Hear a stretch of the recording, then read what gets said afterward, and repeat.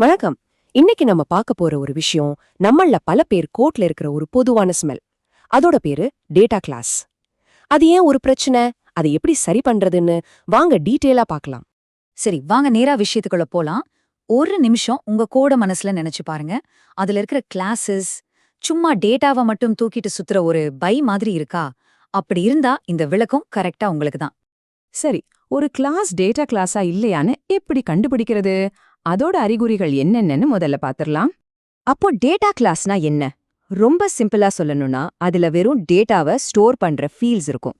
அப்புறம் அந்த டேட்டாவை வெளியே கொடுக்கறதுக்கும் வாங்கறதுக்குமான டேட்டாஸ் செட்டர்ஸ் மட்டும்தான் இருக்கும். மத்தபடி அதுக்குன்னு சொந்தமா எந்த வேலையும் செய்ய தெரியாது. சும்மா ஒரு டப்பா மாதிரி. இங்கே பாருங்க, இந்த கோட் அது எவ்ளோ அழகா சொல்லுது. இந்த கிளாஸ்லாம் மத்த கிளாஸ் யூஸ் பண்றதுக்காக டேட்டாவை வச்சிருக்கிற வெறும் கண்டெய்னர்ஸ் தான்.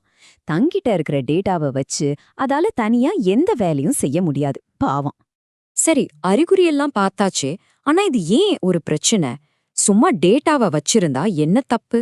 அது புரிஞ்சுக்க முதல்ல ஒரு உண்மையான ஆப்ஜெக்டோட பவர் என்னன்னு நாம தெரிஞ்சுக்கணும். ஆப்ஜெக்ட் ஓரியன்டட் ப்ரோக்ராமிங்கோட முக்கியமான கொள்கையே இதுதான். டேட்டாவையும் அந்த டேட்டா மேல வேலை செய்யற லாஜிக்கையும் ஒன்னா ஒரே இடத்துல வைக்கிறது. இதுதான் ஒரு ஆப்ஜெக்டோட உண்மையான பவர். ஆனா நம்ம டேட்டா கிளாஸ் என்ன பண்ணுது? இந்த முக்கியமான ரூலையே உடைக்குது. இந்த கம்பேரிசனை பாருங்களேன், உங்களுக்கே புரியும். ஒரு பக்கம் வெறும் டேட்டாவை மட்டும் வச்சுக்கிட்டு எந்த ஒரு சின்ன வேலை செய்யணும்னாலும் மத்த கிளாஸோட உதவியை எதிர்பார்க்கிற ஒரு டம்மி டேட்டா கிளாஸ். இன்னொரு பக்கம் பாருங்க, டேட்டாவையும் அதோட செயல்பாடுகளையும் தனக்குள்ளேயே வச்சுக்கிட்டு ரொம்ப ஸ்மார்ட்டா தனக்கு தேவையானதை தானே செஞ்சுக்கிற ஒரு ட்ரூ ஆப்ஜெக்ட். ரெண்டுக்கும் எவ்ளோ வித்தியாசம் பாத்தீங்களா? சரி, இந்த மாதிரி ஒரு பிரச்சனை நம்ம கோட்ல இருந்தா பயப்பட தேவையில்லை. இதுக்கு ஒரு சூப்பரான தீர்வு இருக்கு. அதுதான் ரீஃபேக்டரிங். நம்ம டேட்டா கிளாஸ்க்கு நாம கொடுக்க போற ட்ரீட்மெண்ட் என்னன்னு இப்ப பார்க்கலாம். ஒரு டேட்டா கிளாஸை ஒரு பவர்ஃபுல் ஆப்ஜெக்டா மாத்துறதுக்கு சிம்பிளா ஒரு 3 ஸ்டெப் பிளான் இருக்கு. முதல்ல அதோட ஃபீல்ட்ஸை வெளியிருந்து யாரும் தொட முடியாதபடி பாதுகாக்கணும். ரெண்டாவது, அது சம்பந்தப்பட்ட வேலைகள் எல்லாத்தையும் அந்த கிளாஸ்க்குள்ளே கொண்டு வரணும். கடைசியா பழைய தேவையில்லாத மெத்தட்ஸை தூக்கிடணும். அவ்வளவுதான். மொதல் ஸ்டெப் என்கேப்சுலேஷன். சிம்பிளா சொன்னா அந்த கிளாஸோட ஃபீல்ட்ஸை பிரைவேட் ஆக்கி ஒரு பாதுகாப்பு கவசம் மாதிரி போடணும். வெளியிருந்து யாரும் அதை நேரா மாத்திர முடியாது.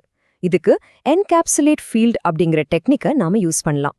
சரி, ஒருவேளை உங்க ஃபீல்ட் ஒரு அரே மாதிரியான ஒரு கலெக்ஷனா இருந்தா, அப்போ அதுக்குன்னு ஒரு ஸ்பெஷல் டெக்னிக் இருக்கு. அதுதான் என்கேப்சுலேட் கலெக்ஷன். இது அந்த கலெக்ஷனை மொத்தமா பாதுகாக்கும். ரொம்ப முக்கியமானது இது. அடுத்தது ரெண்டாவது ஸ்டெப். இப்போ இந்த டேட்டாவை வச்சு வேலை செய்யற மெத்தட்ஸ் எல்லாம் எங்கெங்க இருக்குன்னு நம்ம கோட்ல தேடி கண்டுபிடிக்கணும். அந்த லாஜிக்கெல்லாம் அங்கங்க செதறி கிடக்கவே கூடாது. அது எல்லாத்தையும் மூவ் மெத்தட் டெக்னிக்கை யூஸ் பண்ணி அதோட சரியான இடத்துக்கு, அதாவது நம்ம டேட்டா கிளாஸ்க்குள்ளேயே கொண்டு வந்துடணும். நம்ம ட்ரீட்மெண்ட்டோட கடைசி ஸ்டெப் கிளீனிங் தான். எல்லா லாஜிக்கையும் கிளாஸ்க்குள்ள கொண்டு வந்த பிறகு பழைய செட்டப் மெத்தட்ஸ்க்கு பெரும்பாலும் வேலையே இருக்காது. அதனால ரிமூவ் செட்டிங் மெத்தட் வச்சு அதை நீக்கிடலாம். சில மெத்தட்ஸ் உள்ளுக்குள்ள மட்டும் யூஸ் ஆனா போதும்னு நினைச்சா ஹைட் மெத்தட் யூஸ் பண்ணி அதை பிரைவேட் ஆக்கி மறைச்சிடலாம். சரி, இவ்ளோ வேலை செஞ்சாச்சே, இதனால நமக்கு என்ன லாபம்? நம்ம கோட் எப்படி இன்னும் ஸ்மார்ட்டா மாறுதுன்னு பார்க்கலாமா? நிச்சயமா இந்த முயற்சிக்கு நல்ல பலன் இருக்குங்க. முதல்ல உங்க கோட் ரொம்ப நீட்டா ஆர்கனைஸ்டா ஆகிடும். ரெண்டாவது, ஒரு டேட்டா சம்பந்தப்பட்ட எல்லா லாஜிக்கும் ஒரே இடத்துல இருக்கிறதால கோட புரிஞ்சுக்கிறது ரொம்ப ஈஸி. இதனால தேவையில்லாம ஒரே கோட திரும்ப திரும்ப எழுதுறோம் இல்லையா, அந்த கோட் டூப்ளிகேஷனையும் ஈஸியா கண்டுபிடிச்சு சரி பண்ணிடலாம். சரி, இப்போ உங்களுக்கான ஒரு சின்ன கேள்வி. இன்னைக்கு நாம கத்துக்கிட்ட விஷயங்களை வச்சு உங்க ப்ராஜெக்ட்ல இருக்கிற எந்த டம்மி டேட்டா கிளாஸ ஒரு ஸ்மார்ட்டான பவர்ஃபுல்லான ஆப்ஜெக்டா மாத்த போறீங்க? கொஞ்சம் யோசிச்சு பாருங்க.